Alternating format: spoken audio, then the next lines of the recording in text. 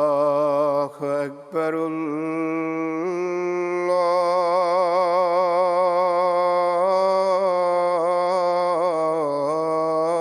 الله أكبر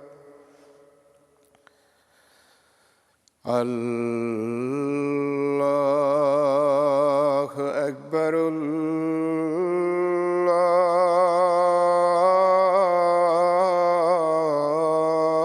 الله أكبر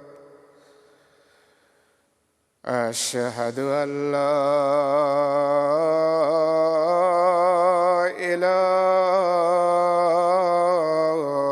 إله إلا الله أشهد أن لا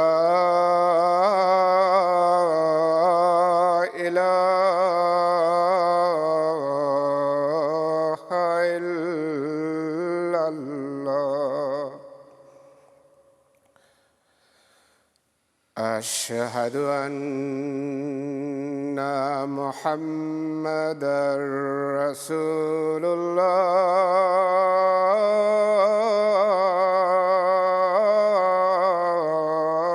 الله أشهد أن محمدًا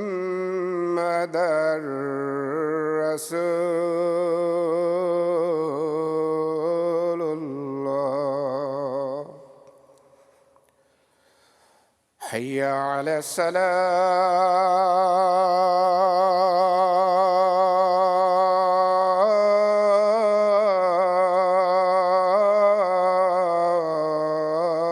الصلاة حي على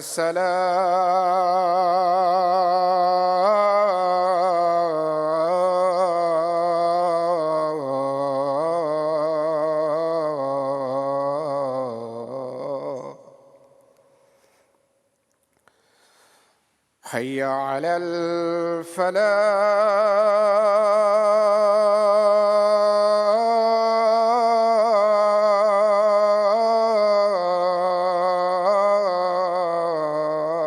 الفلاح حي على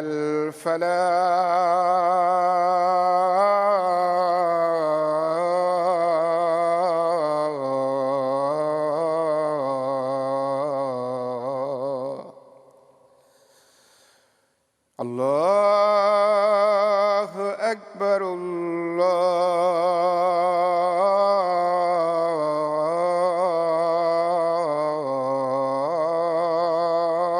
الله أكبر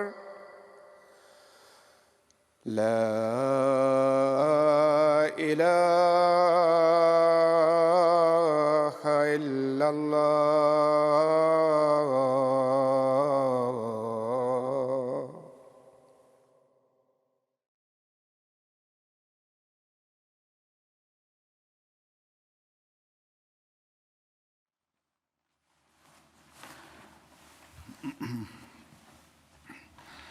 السلام علیکم ورحمۃ اللہ۔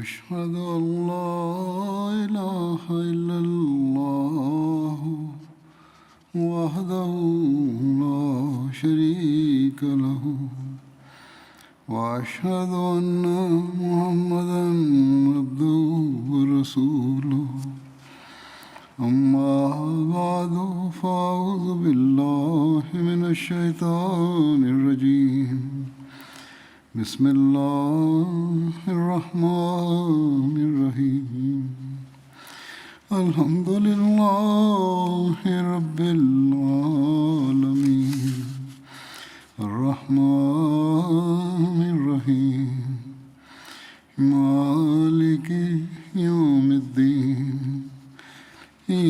إياك نعبد وإياك نستعين اهدنا الصراط المستقيم صراط الذين أنعمت عليهم غير المغضوب عليهم ولا الضالين.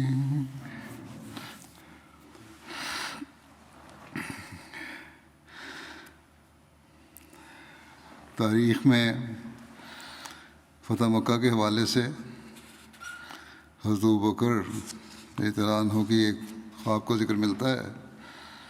چنانچہ بیان ہوا ہے کہ حضرت ابوبکر نے رسول اللہ صلی اللہ علیہ وسلم کی خدمت میں اپنا خواب بیان کرتے ہوئے عرض کیا کہ یا رسول اللہ، مجھے خواب دکھایا گیا ہے اور میں نے خواب میں آپ کو دیکھا کہ ہم مکے کے قریب ہو گئے ہیں. بس ایک کتیا بھونکتے ہوئے ہماری طرف آئی. پھر جب ہم اس کے قریب ہوئے تو وہ پشت کے بل لیٹ گئی اور اس سے دودھ بہنے لگا.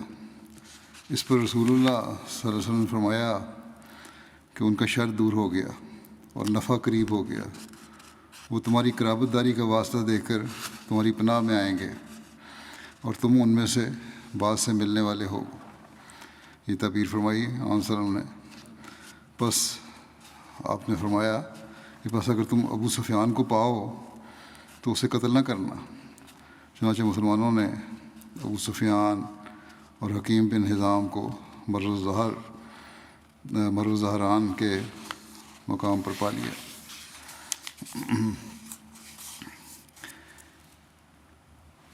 ابن عقبہ بیان کرتے ہیں کہ جب ابو سفیان اور حکیم بن حزام واپس جا رہے تھے تو حضرت عباس نے رسول اللہ صلی اللہ علیہ وسلم کی خدمت میں عرض کی کہ یا رسول اللہ، مجھے ابو سفیان کے اسلام کے بارے میں خدشہ ہے. یہ ذکر تفصیلی پہلے بھی ہو چکا ہے کہ کس طرح ابو سفیان نے کہا تھا کہ آن صلی اللہ علیہ وسلم کی اطاعت قبول کی تھی اور اسلام کی برتری کا اقرار کیا تھا. بہرحال تو حضرت عباس نے کہا کہ اسے واپس بلا لیں یہاں تک کہ وہ اسلام کو سمجھ لے اور آپ صلی اللہ علیہ وسلم کے ساتھ اللہ کے لشکروں کو دیکھ لے. ایک دوسری روایت میں ابن ابی شیبہ روایت کرتے ہیں کہ جب ابو سفیان واپس آنے لگا تو حضرت ابوبکر نے رسول اللہ صلی اللہ علیہ وسلم کی خدمت میں عرض کیا کہ یا رسول اللہ، اگر آپ ابو سفیان کے بارے میں حکم دیں تو اس کو راستے میں روک لیا جائے. ایک دوسری روایت میں ابن اسحاق بیان کرتے ہیں کہ جب ابو سفیان واپس جا رہا تھا تو رسول اللہ صلی اللہ علیہ وسلم نے حضرت عباس سے فرمایا یعنی ابو سفیان کو وادی گھاٹی میں روک لو. چنانچہ حضرت عباس نے ابو سفیان کو جا لیا اور روک لیا. اس پر ابو سفیان نے کہا، اے بنی ہاشم، کیا تم دھوکہ دیتے ہو؟ حضرت عباس نے فرمایا، اہل نبوت دھوکہ نہیں دیتے. ایک اور روایت کے مطابق آپ نے کہا کہ ہم ہرگز دھوکہ دینے والے نہیں، البتہ تو صبح تک انتظار کر یہاں تک کہ تو اللہ کے لشکروں کو دیکھے اور اس کو دیکھے جو اللہ نے مشرکوں کے لیے تیار کیا ہے. چنانچہ حضرت عباس نے ابو سفیان کو اس گھاٹی میں روکے رکھا یہاں تک کہ صبح ہو گئی. جب اسلامی لشکر ابو سفیان کے سامنے سے گزر رہا تھا تو اس کا ذکر کرتے ہوئے سبل الہدا والرشاد میں لکھا ہے کہ ابو سفیان کے سامنے رسول اللہ صلی اللہ علیہ وسلم کا سبز پوش دستہ نمودار ہوا جس میں مہاجرین اور انصار تھے اور اس میں جھنڈے اور پرچم تھے. انصار کے ہر قبیلے کے پاس ایک پرچم اور جھنڈا تھا اور وہ لوہے سے ڈھکے ہوئے تھے، یعنی زرہ وغیرہ جنگی لباس میں ملبوس تھے. ان کی صرف آنکھیں دکھائی دیتی تھیں. ان میں گاہے بگاہے حضرت عمر کی اونچی آواز بلند ہوتی تھی. وہ کہتے تھے، آہستہ چلو تاکہ تمہارا پہلا حصہ آخری حصے کے ساتھ مل جائے. کہا جاتا ہے کہ اس دستے میں 1000 زرہ پوش تھے. رسول اللہ صلی اللہ علیہ وسلم نے اپنا جھنڈا سعد بن عبادہ کو عطا فرمایا اور وہ لشکر کے آگے آگے تھے. جب حضرت سعد ابو سفیان کے پاس پہنچے تو انہوں نے ابو سفیان کو پکار کر کہا آج کا دن خون ریزی کا دن ہے، آج کے دن حرمت والی چیزوں کی حرمت حلال کر دی جائے گی، آج کے دن قریش ذلیل ہو جائیں گے۔ اس پر ابو سفیان نے حضرت عباس سے کہا، اے عباس، آج میری حفاظت کا ذمہ تم پر ہے۔ اس کے بعد دیگر قبائل وہاں سے گزرے، اور اس کے بعد رسول اللہ صلی اللہ علیہ وسلم جلوہ افروز ہوئے، اور آپ اپنی اونٹنے قصبہ پر سوار تھے، اور آپ صلی اللہ علیہ وسلم حضرت ابوبکر اور حضرت اسید بن حضیر کے درمیان ان دونوں سے باتیں کرتے ہوئے تشریف لا رہے تھے۔ حضرت عباس نے ابو سفیان سے کہا، یہ ہیں رسول اللہ صلی اللہ علیہ وسلم۔ حضرت عبداللہ بن عمر بیان کرتے ہیں کہ جب رسول اللہ صلی اللہ علیہ وسلم فتح مکہ کے موقع پر مکے میں داخل ہوئے تو آپ نے دیکھا کہ عورتیں گھوڑوں کے منہوں پر اپنے دوپٹے مار مار کر ان کو پیچھے ہٹا رہی تھیں۔ تو آپ صلی اللہ علیہ وسلم مسکراتے ہوئے حضرت ابوبکر کی طرف حضرت ابوبکر کی طرف دیکھا اور فرمایا، اے ابوبکر، حسان بن ثابت نے کیا کہا ہے؟ چنانچہ حضرت ابوبکر نے وہ اشعار پڑھے کہ ادم تو بنیت ان لم تروہا تصیر النقا معاہدھا کدا ینازن العنت مسرحات یلتمہن بالخمر النساء، کہ میں اپنی پیاری بیٹی کو کھو دوں اگر تم ایسے لشکروں کو غبار اڑاتے ہوئے نہ دیکھو جن کے وعدہ کی جگہ کدا پہاڑ ہے۔ وہ تیز رفتار گھوڑے اپنے لگاموں کو کھینچ رہے ہیں، عورتیں انہیں اپنی اوڑھنیوں سے مار رہی ہیں۔ اس پر رسول اللہ صلی اللہ علیہ وسلم نے فرمایا، اس شہر میں وہاں سے داخل ہو جہاں سے حسان نے کہا، یعنی کدا مقام سے۔ کدا عرفات کا دوسرا نام ہے، ایک پہاڑی راستہ ہے جو بیرون مکہ سے اندرون مکہ کو اترتا ہے۔ فتح مکہ کے موقع پر حضرت صلی اللہ علیہ وسلم یہیں سے مکے میں داخل ہوئے تھے۔ فتح مکہ کے موقع پر جب رسول اللہ صلی اللہ علیہ وسلم نے امن کا اعلان فرمایا تو حضرت ابوبکر نے رسول اللہ صلی اللہ علیہ وسلم سے عرض کیا، یا رسول اللہ، ابو سفیان شرف کو پسند کرتا ہے۔ تو آپ نے فرمایا کہ جو ابو سفیان کے گھر میں داخل ہو جائے گا وہ بھی امن میں رہے گا۔ مکہ فتح کرنے کے بعد رسول اللہ صلی اللہ علیہ وسلم نے حبل بت کے بارے میں حکم دیا، چنانچہ وہ گرا دیا گیا اور آپ اس کے پاس کھڑے تھے۔ اس پر حضرت زبیر بن عوام نے ابو سفیان سے کہا، اے ابو سفیان، حبل کو گرا دیا گیا ہے، حالانکہ تو غزوہ احد کے دن اس کے متعلق بہت غرور میں تھا جب تو نے اعلان کیا تھا کہ اس نے تم لوگوں پر انعام کیا ہے۔ اس پر ابو سفیان نے کہا، اے عوام کے بیٹے، ان باتوں کو اب جانے دو، کیونکہ میں جان چکا ہوں کہ اگر محمد صلی اللہ علیہ وسلم کے خدا کے علاوہ بھی کوئی خدا ہوتا تو جو آج ہوا وہ نہ ہوتا۔ اس کے بعد رسول اللہ صلی اللہ علیہ وسلم خانہ کعبہ کے کونے میں بیٹھ گئے اور لوگ آپ صلی اللہ علیہ وسلم کے ارد گرد جمع تھے۔ حضرت ابو ہریرہ بیان کرتے ہیں کہ رسول اللہ صلی اللہ علیہ وسلم فتح مکہ کے دن تشریف فرما تھے اور حضرت ابوبکر تلوار سونتے آپ کی حفاظت کے لیے آپ کے سر پر، یعنی آپ کے سرانے کھڑے تھے۔ غزوہ حنین کے بارے میں ذکر ملتا ہے کہ غزوہ حنین، جس کا دوسرا نام غزوہ حوازن ہے، نیز غزوہ اوطاس بھی کہتے ہیں، حنین مکہ مکرمہ اور طائف کے درمیان مکے سے 30 میل کے فاصلے پر واقع ایک گھاٹی ہے۔ غزوہ حنین شوال 8 ہجری میں فتح مکہ کے بعد ہوا تھا۔ بیان ہوا ہے کہ جب اللہ تعالیٰ نے اپنے رسول صلی اللہ علیہ وسلم کے ہاتھ پر مکہ فتح کرا دیا تو سرداران حوازن اور ثقیف ایک دوسرے سے ملے اور یہ لوگ ڈر رہے تھے کہ حضرت صلی اللہ علیہ وسلم ان سے بھی لڑائی کریں گے۔ مالک بن عوف نصری نے قبائل عرب کو جمع کیا، چنانچہ اس کے پاس حوازن کے ساتھ بنو ثقیف اور بنو نصر اور بنو جشم اور سعد بن بکر اور چند لوگ بنو ہلال میں سے جمع ہو گئے۔ یہ سب لوگ جمع ہو کر اوطاس کے مقام پر جمع ہو گئے۔ اوطاس حنین کے قریب ایک وادی ہے۔ مالک بن عوف نے اپنے جاسوس روانہ کیے تاکہ یہ لوگ رسول اللہ صلی اللہ علیہ وسلم متعلق خبر لائیں۔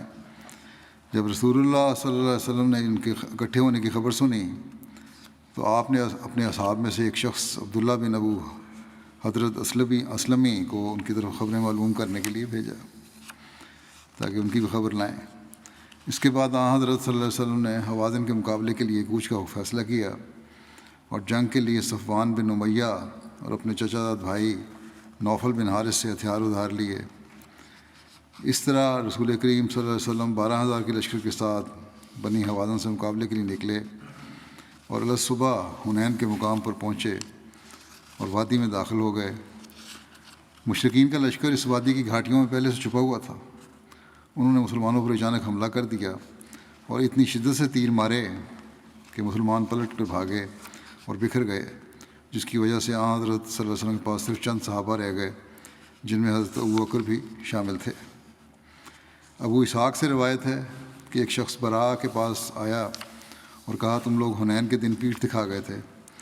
انہوں نے کہا میں نبی صلی اللہ علیہ وسلم کے بارے میں گواہی دیتا ہوں کہ آپ نے پیٹھ نہیں دکھائی تھی، لیکن جلد باز اور بغیر ہتھیاروں کے لوگ حوازن قبیلہ کی طرف گئے اور وہ تیر انداز قوم تھی۔ انہوں نے ایسے تیروں کی بارش کی گویا ٹڈی دل ہے، جس کے نتیجے میں وہ اپنی جگہیں چھوڑ گئے۔ ایسے حالات میں مہاجرین میں سے حضرت ابوبکر اور حضرت عمر رسول اللہ صلی اللہ علیہ وسلم کے ساتھ ثابت قدم رہے، اور آپ صلی اللہ علیہ وسلم کے اہل بیت میں سے حضرت علی، حضرت عباس بن عبد المطلب اور حضور صلی اللہ علیہ وسلم اور ابو سفیان بن حارث اور ان کا بیٹا حضرت فضل بن عباس اور ربیعہ بن حارث، اسامہ بن زید کا ذکر ملتا ہے، یہ ساتھ تھے۔ حضرت ابو قتادہ بیان کرتے ہیں کہ جب حنین کا وقت تھا تو میں نے مسلمانوں میں سے ایک شخص کو دیکھا، وہ ایک مشرک شخص سے لڑ رہا تھا، اور ایک اور مشرک ہے جو دھوکہ دے کر چپکے سے اس کے پیچھے سے اس پر حملہ کرنا چاہتا ہے کہ اس کو قتل کر دے۔ تو میں جلدی سے اس کی طرف بڑھا جو ایک مسلمان سے اس طرح دھوکے سے چپٹنا چاہتا تھا۔ اس نے مجھے مارنے کے لیے ہاتھ اٹھایا اور میں نے اس کے ہاتھ پر وار کیا اور ہاتھ کو کاٹ دیا۔ پھر اس نے مجھے پکڑ لیا اور اس نے مجھے زور سے بھینچا یہاں تک کہ میں بے بس ہو گیا۔ پھر اس نے چھوڑ دیا، وہ ڈھیلا پڑ گیا اور میں نے اس کو دھکا دیا، پھر میں نے اس کو مار ڈالا۔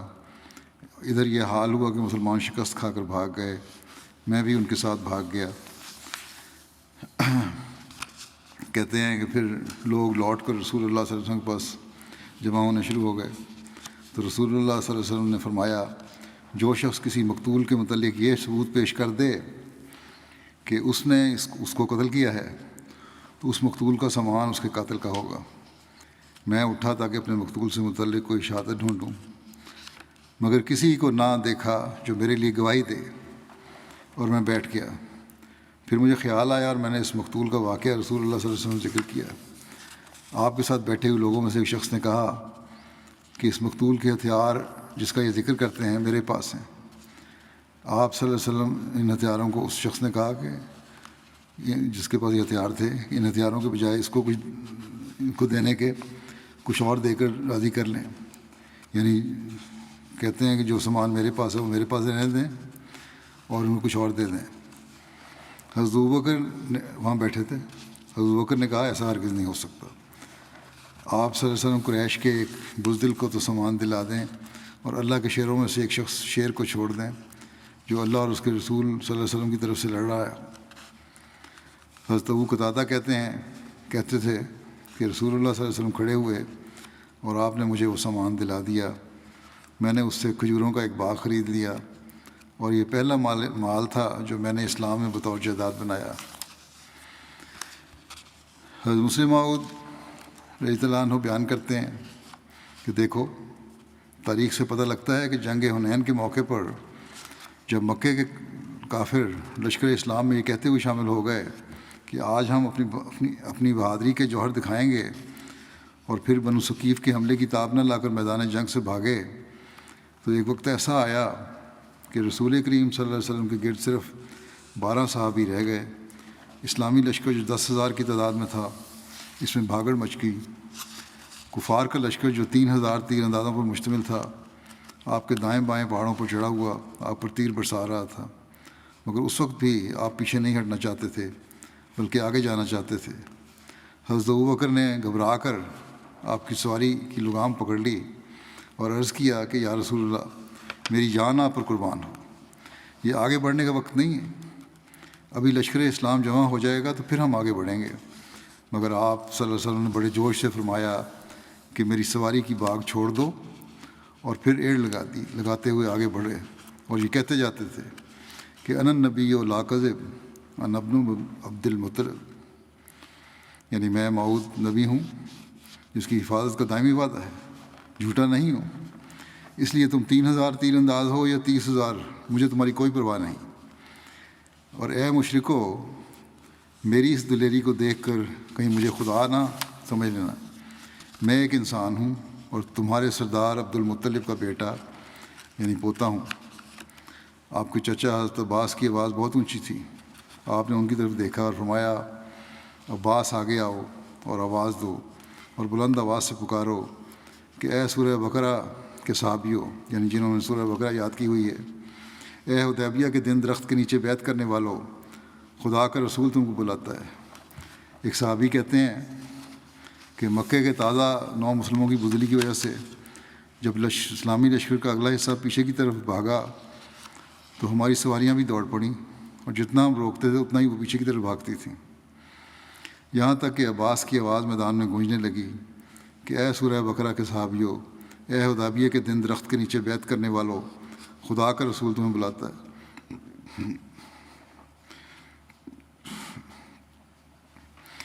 کہتے ہیں یہ آواز جب میرے کان میں پڑی تو مجھے یوں معلوم ہوا کہ میں زندہ نہیں بلکہ مردہ ہوں، اور اسرافیل کا سور فضا میں گونج رہا ہے۔ میں نے اپنے اونٹ کی لگام زور سے کھینچی اور اس کا سر پیٹھ سے لگ گیا، لیکن وہ اتنا بدکا ہوا تھا کہ جو ہی میں نے لگام ڈھیلی کی تو وہ پھر پیچھے کی طرف دوڑا۔ اس پر میں نے اور بہت سے ساتھیوں نے تلواریں نکال لیں، اور کئی تو اونٹوں پر سے کود گئے اور کئی نے اونٹوں کی گردنیں کاٹ دیں اور رسول کریم صلی اللہ علیہ وسلم کی طرف دوڑنا شروع کر دیا، اور چند لمحوں میں ہی وہ 10,000 صحابہ کا لشکر جو بے اختیار مکے کی طرف بھاگا جا رہا تھا آپ کے گرد جمع ہو گیا، اور تھوڑی دیر میں پہاڑیوں پر چڑھ کر اس نے دشمن کا تہس نہس کر دیا، اور یہ خطرناک شکست ایک عظیم الشان فتح کی صورت میں بدل گئی۔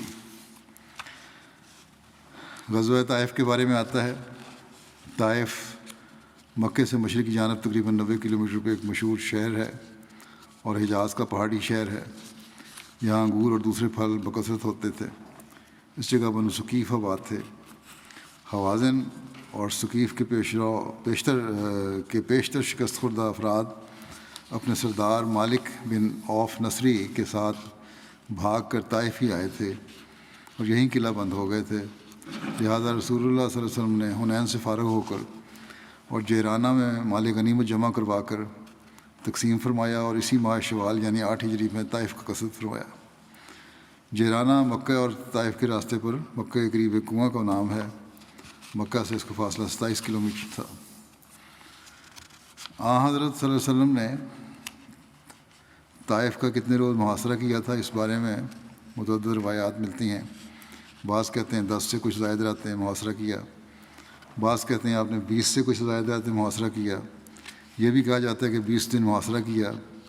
ایک روایت میں آتا ہے کہ رسول اللہ صلی اللہ علیہ وسلم 30 کے قریب راتیں اہل طائف کا محاصرہ کیا۔ ابن حشام کہتے ہیں کہ یہ بھی کہا جاتا ہے کہ 17 راتیں محاصرہ کیا۔ صحیح مسلم میں حضرت انس سے روایت ہے کہ ہم نے 40 راتوں تک ان کا محاصرہ کیا۔ جب رسول اللہ صلی اللہ علیہ وسلم طائف میں ثقیف کا محاصرہ کر رکھا تھا تو آپ نے حضرت ابوبکر سے فرمایا، اے ابوبکر، میں نے خواب میں دیکھا ہے کہ مجھے مکھن سے بھرا ہوا ایک پیالہ پیش کیا گیا، مگر ایک مرغ نے ڈھونکا مارا تو اس پیالے میں جو کچھ تھا سب بہہ گیا۔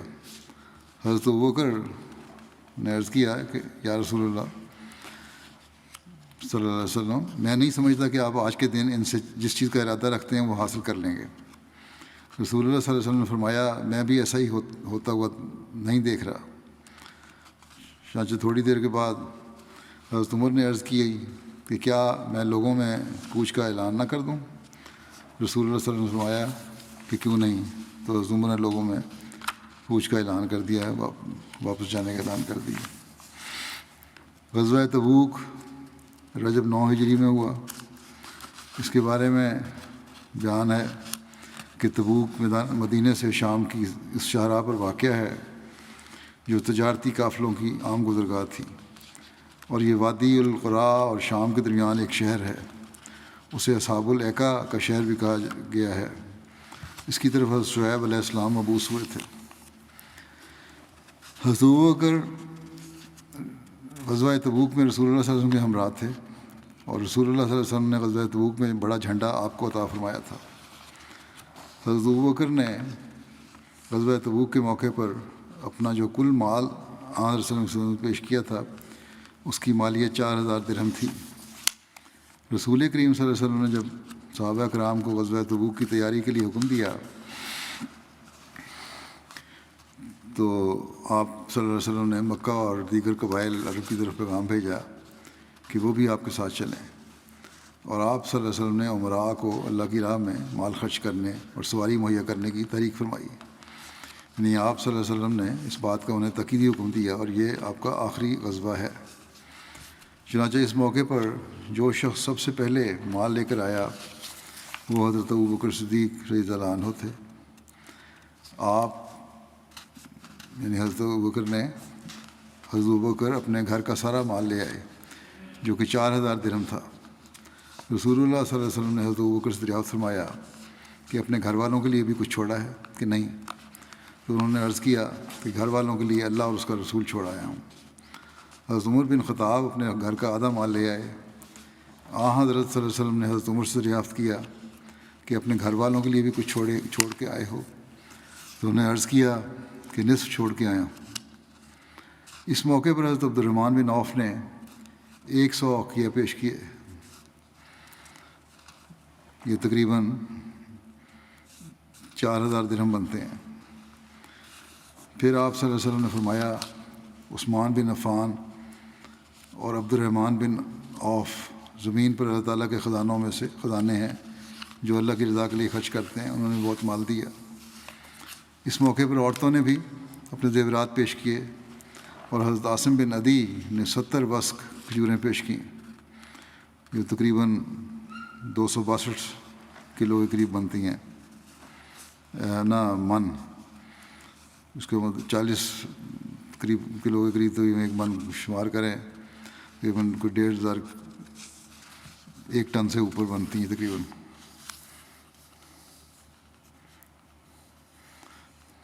ڈیڑھ ٹن کے قریب۔ زید بن اسلم اپنے والد سے روایت کرتے ہیں کہ میں نے حضرت عمر بن خطاب کو یہ کہتے ہوئے سنا کہ رسول اللہ صلی اللہ علیہ وسلم نے ہمیں ارشاد فرمایا کہ ہم صدقہ کریں، اور اس وقت میرے پاس مال تھا۔ میں نے کہا آج کے دن میں ابوبکر سے سبقت لے جاؤں گا، اگر میں ان سے کبھی سبقت لے جا سکا تو آج کا دن ہے۔ کہتے ہیں کہ میں اپنا نصف مال لایا۔ حضرت عمر نے کہا تو رسول اللہ صلی اللہ علیہ وسلم آیا تو اپنے گھر والوں کے لیے کیا چھوڑا ہے؟ حضرت عمر نے کہا میں نے عرض کیا کہ اتنا ہی جتنا لایا ہوں اتنا ہی گھر والوں کو چھوڑ دیا۔ پھر حضرت ابوبکر وہ سب لے آئے جو ان کے پاس تھا۔ پھر حضرت ابوبکر آئے تو حضرت عمر کہتے ہیں وہ سب لے آئے جو ان کے پاس تھا۔ تو آپ صلی اللہ علیہ وسلم نے فرمایا اے ابوبکر تم نے اپنے گھر والوں کے لیے کیا چھوڑا؟ انہوں نے عرض کیا کہ میں نے ان کے لیے اللہ اور اس کے رسول صلی اللہ علیہ وسلم کو چھوڑا ہے۔ حضرت عمر کہتے ہیں کہ میں نے کہا اللہ کی قسم میں ان سے کسی چیز میں کبھی بھی سبقت نہیں لے جا سکتا۔ حضرت مسیح علیہ الصلوۃ والسلام فرماتے ہیں کہ ایک وہ زمانہ تھا کہ الہی دین پر لوگ اپنی جانوں کو بھیڑ بکری کی طرح نثار کرتے تھے، مالوں کا تو کیا ذکر۔ حضرت ابوبکر صدیق رضی اللہ تعالیٰ عنہ نے 1 سے زیادہ دفعہ اپنا کل گھر بار نثار کیا، حتیٰ کہ سوئی تک کو بھی اپنے گھر میں نہ رکھا۔ اور ایسا ہی حضرت عمر نے اپنی بساط اور انشراح کے موافق، اور عثمان نے اپنی طاقت و حیثیت کے موافق، علی حاضر قیاس علی قدر مراتب، تمام صحابہ اپنی جانوں اور مالوں سمیت اس دین الہی پر قربان کرنے کے لیے تیار ہو گئے۔ ایک وہ ہیں، پھر آپ فرماتے ہیں حضرت مسیح علیہ السلام فرماتے ہیں کہ بیعت کرنے والوں کے بارے میں کہ ایک وہ ہیں کہ بیعت تو کر جاتے ہیں اور اقرار بھی کر جاتے ہیں کہ ہم دنیا پر دین کو مقدم کریں گے، مگر مدد اور امداد کے موقع پر اپنی جیبوں کو دبا کر پکڑ رکھتے ہیں۔ بھلا ایسی محبت دنیا سے کوئی دینی مقصد پا سکتا ہے؟ اور کیا ایسے لوگوں کا وجود کچھ بھی نفع رساں ہو سکتا ہے؟ ہرگز نہیں، ہرگز نہیں۔ اللہ تعالیٰ فرماتا ہے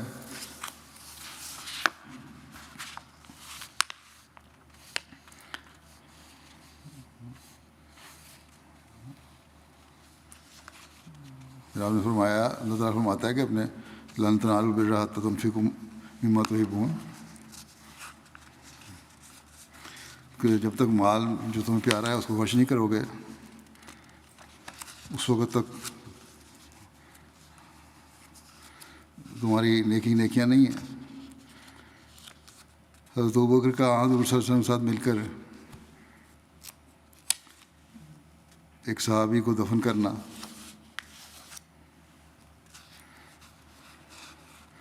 اس بارے میں حضرت عبداللہ بن مسعود بیان کرتے ہیں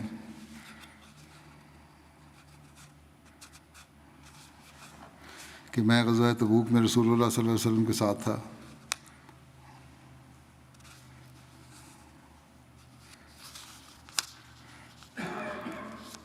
کہ ایک مرتبہ میں آدھی رات کے وقت اٹھا تو میں نے لشکر کے ایک طرف آگ کی روشنی دیکھی، چنانچہ میں اس کی طرف گیا کہ دیکھوں گے وہ کیا ہے، تو کیا دیکھتا ہوں کہ رسول اللہ صلی اللہ علیہ وسلم، حضرت ابوبکر اور حضرت عمر ہیں، اور میں نے دیکھا کہ حضرت عبداللہ ذوالبجادین مدنی فوت ہو گئے ہیں،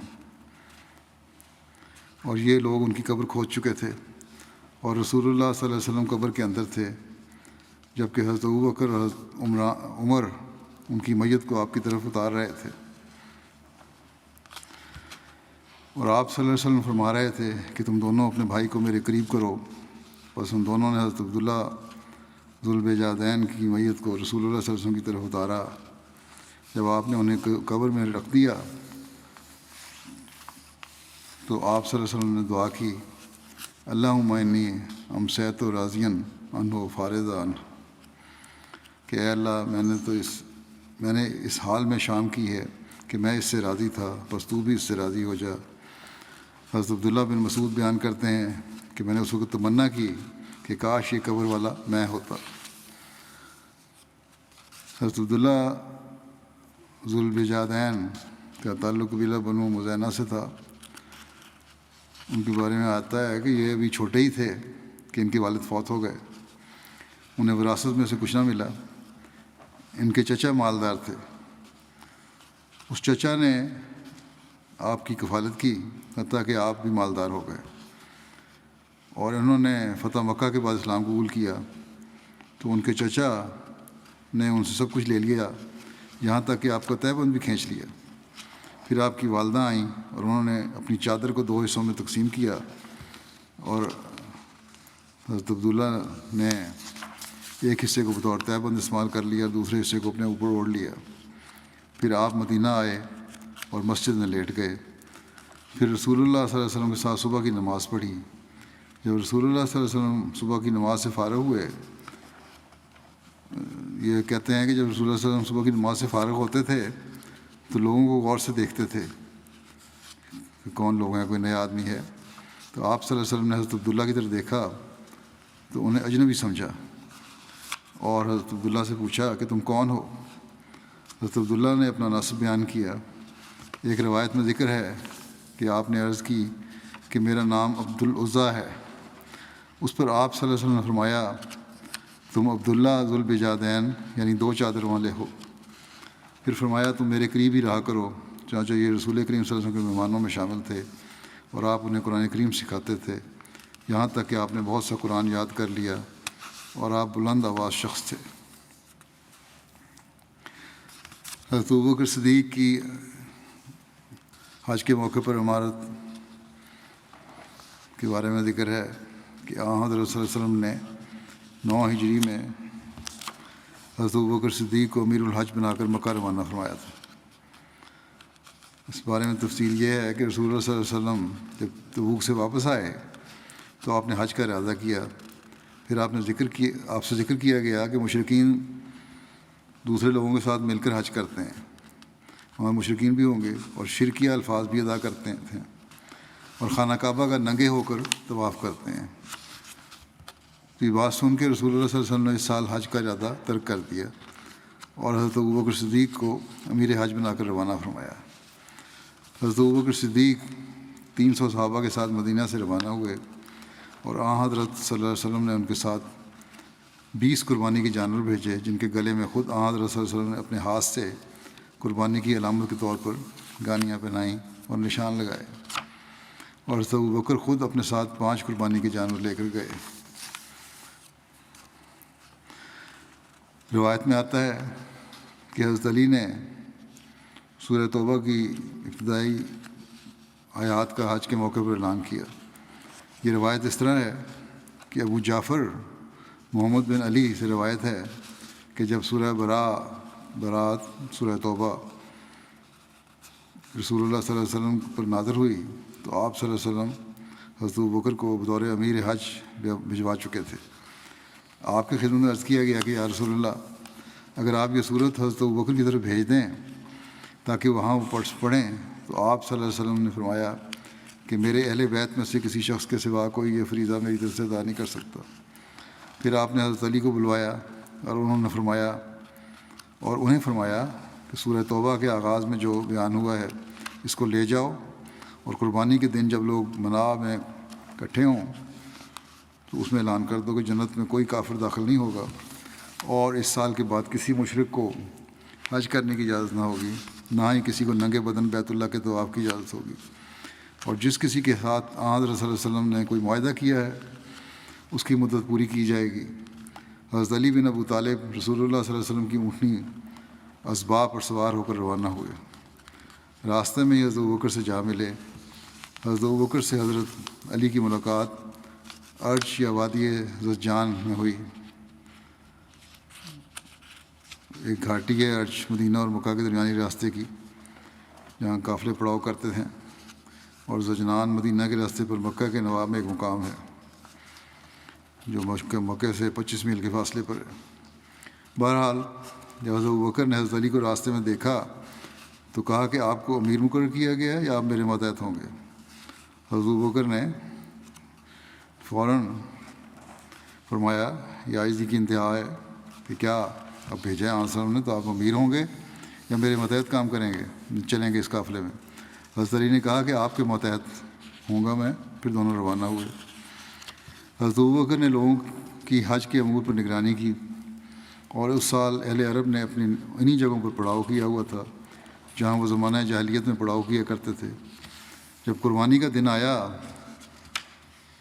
تو حضرت علی کھڑے ہوئے اور لوگوں میں اس بات کا اعلان کیا جس کا رسول اللہ صلی اللہ علیہ وسلم نے ارشاد فرمایا تھا، اور کہا اے لوگو، جنت میں کوئی کافر داخل نہیں ہوگا، اور اس سال کے بعد کوئی مشرک حج نہیں کرے گا، نہ ہی کسی کو ننگے بدن بیت اللہ کے طواف کی اجازت ہوگی، اور جس کسی کے ساتھ حضرت صلی اللہ علیہ وسلم نے کوئی معاہدہ کیا ہے اس کی مدت پوری کی جائے گی۔ اور لوگوں کو اس اعلان کے دن سے 4 ماہ تک کی مہلت دی تاکہ ہر قوم اپنے امن کی جگہوں یا اپنے علاقوں کی طرف لوٹ جائیں۔ پھر نہ کسی مشرک کے لیے کوئی عہد یا معاہدہ ہوگا، اور نہ ذمہ داری سوائے اس عہد یا معاہدے کے جو رسول اللہ صلی اللہ علیہ وسلم کے پاس کسی مدت تک ہو، یعنی جس معاہدے کی مدت ابھی باقی ہے۔ ان معاہدوں کے علاوہ کوئی نیا معاہدہ نہیں ہوگا، اس کا مقررہ معاہدہ مدت تک پاس کیا جائے گا، اس معاہدے کا جو عام وسلم سے ہوا تھا۔ پھر اس سال کے بعد نہ کسی مشرک نے حج کیا اور نہ کسی نے ننگے بدن طواف کیا۔ ایک روایت میں آتا ہے کہ حضرت علی بیان کرتے ہیں کہ حضرت ابوبکر عرفہ کے مقام میں آئے اور آپ نے لوگوں کو خطاب کیا۔ جب آپ خطاب کر چکے تو میری طرف متوجہ ہو کر فرمایا اے علی، کھڑے ہو کر رسول اللہ صلی اللہ علیہ وسلم کا پیغام پہنچاؤ۔ بس میں کھڑا ہو گیا اور میں نے انہیں سورہ برات کی 40 آیات سنائیں۔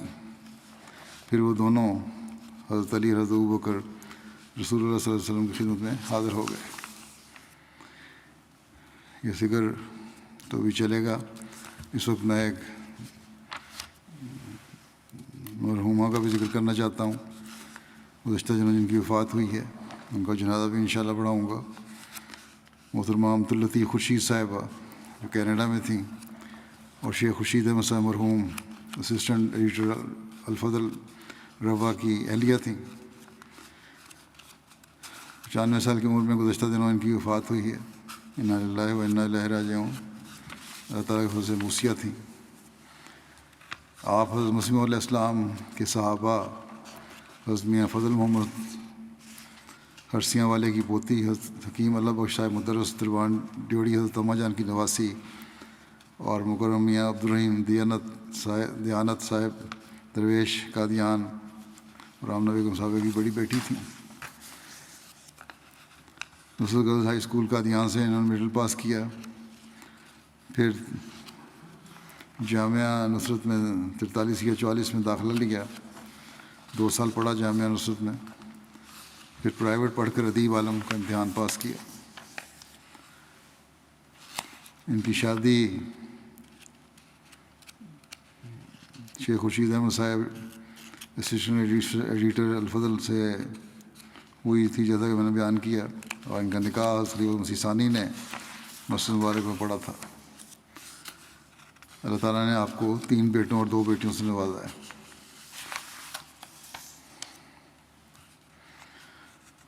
عبدالباسط شاہد صاحب مربی سلسلہ کی بہن تھیں، جو یہاں ہیں آج کل،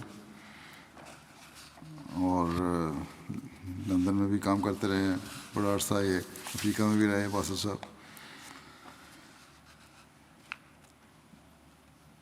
ان کے پوتے بھی ایک وقاص احمد خورشید مربی سلسلہ ہیں امریکہ میں۔ اچھا علمی خاندان ہے یہ۔ ایک بہن ان کی امت الباری ناصر صاحبہ بھی ہیں، وہ بھی علمی خدمات انجام دیتی ہیں۔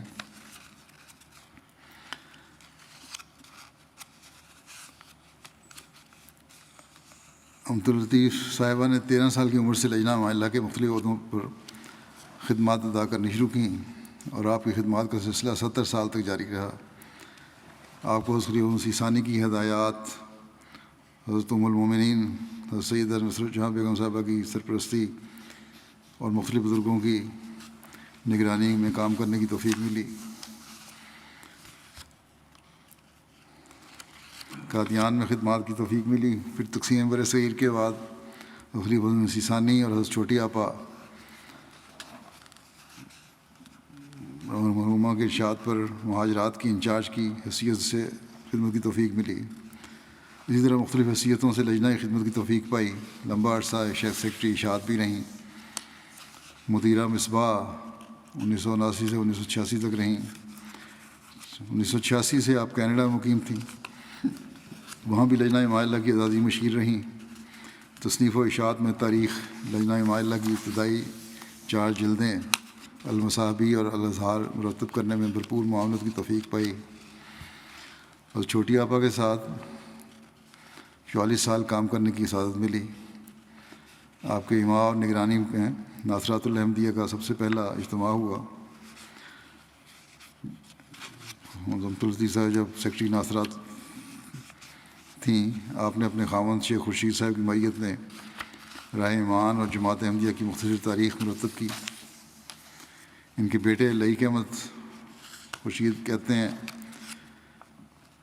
کہ والدہ صاحبہ مرحومہ نے اپنے گھر میں تمام بچوں کو ایک گہرا سبق یہ سکھایا تھا کہ اگر جماعت یا خلافت کے خلاف کوئی بات ہو تو اسے بالکل نہ سننا، اور اگر کان میں بات پڑ بھی جائے تو اس کو بالکل ہی دہرانا اور منہ پر نہیں لانا، چونکہ اللہ تعالیٰ کی خاص تائیدات جماعت اور خلافت کے ساتھ ہیں۔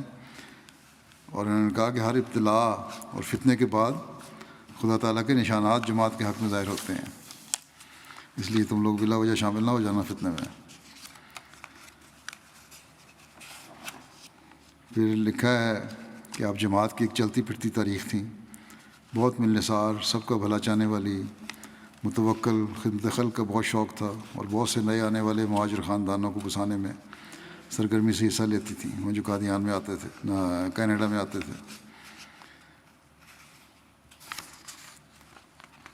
پھر ان کے ایک بچے نے لکھا ہے کہ ہماری امی جان کو خلافت سے والہانہ عشق تھا، ہر وقت ہم سب کو خلیفہ وقت کے لیے دعاؤں کی تاکید اور یاد دہانی کرواتی تھیں. بے انتہا پابند نمازوں کی بے انتہا پابند اور اہتمام سے ادا کرتی تھیں. جمعہ کا دن ایک عید کا دن ہوتا تھا. قرآن مجید سے عشق کے بارے میں کہتی ہیں کہ بے شمار بچوں کو قرآن مجید پڑھایا اور صحیح تلفظ سے ادا کرنے پر تاکید کیا کرتی تھیں.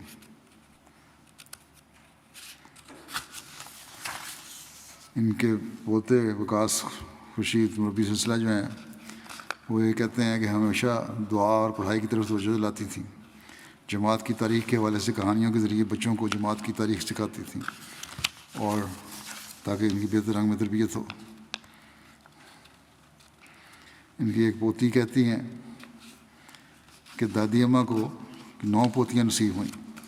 انہوں نے نہ صرف ہم لڑکیوں کی تربیت کی کہ ہم لجنہ معاملہ کے خادمہ بنیں، بلکہ ادب اور آداب اور صحیح پردے کیسے کرنا ہے، گھر کی دیکھ بھال، مہمان نوازی، سلائی، اردو میں لکھنا پڑھنا، ان ساری چیزوں کے بارے میں ہمارے لیے مستقل رہنما تھیں.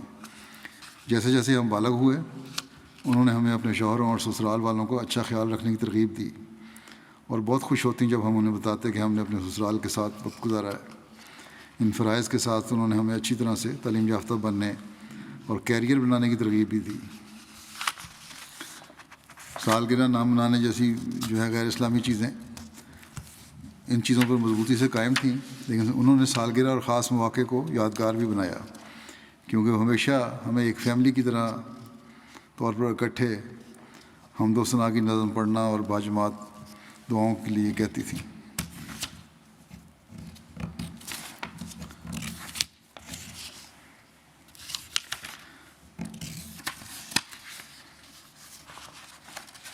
پھر یہ کہتی ہیں کہ کینیڈا میں بطور احمدی مسلمان آپ ہماری پرورش کا ایک لازمی حصہ تھیں اور انہوں نے ہمیں سکھایا کہ ہم نے اپنے ایمان اور مغربی معاشرے کو کس طرح ہم آہنگ طریقے سے متوازن کرنا ہے، اس بارے میں سکھایا. تو یہ ہے ماؤں اور بزرگوں کا کام کہ جو نئی نسل کو سنبھالنے کے لیے ضروری ہے، کس طرح تربیت کرنی ہے نئی نسل کی، ان کو دین بھی سکھانا ہے اور اس معاشرے میں رہتے ہوئے بغیر کسی اساس کمتری کے ان کو اپنے آپ کو ایڈجسٹ کرنے کی طرف توجہ بھی دلانی ہے. اللہ تعالیٰ ان سے مغفرت اور رحم کو سلوک فرمائے، ان کے درجات بلند فرمائے، ان کی اولاد کو، ان کی نسل کو نیکیوں کو جاری رکھنے کی توفیق عطا فرمائے.